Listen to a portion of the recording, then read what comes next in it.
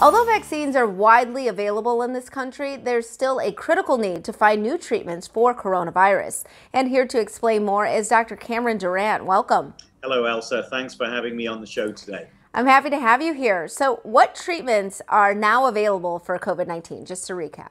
Well, right now, the treatments are remdesivir and steroids. Remdesivir has been shown to shorten the time in the hospital. Steroids can improve on mortality rates in certain situations.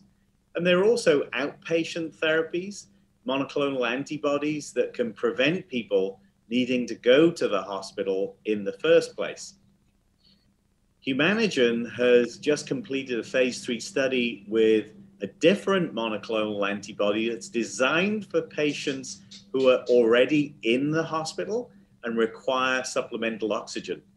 And what we found, Elsa, was a 54% increase in the likelihood of surviving without needing to be on a ventilator.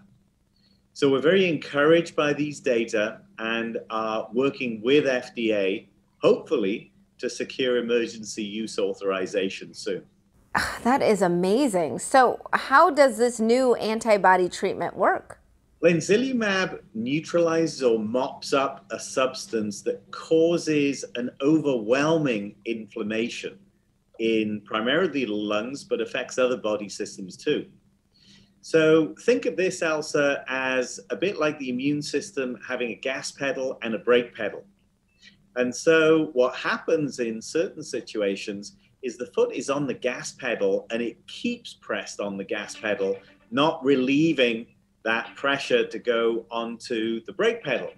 And so what lenzilumab does is it mops up this factor that keeps the foot on the gas pedal, and it leads to either treatment or prevention of that inflammation. Well, it certainly is great to hear such encouraging news, but what do you say to those who ask, why focus on the treatment when we have a vaccine already? Well, Elsa, we're not able to vaccinate everyone. We have one new patient being hospitalized every 18 seconds in the United States right now. So it isn't either or vaccines or therapeutics and treatments, it's both.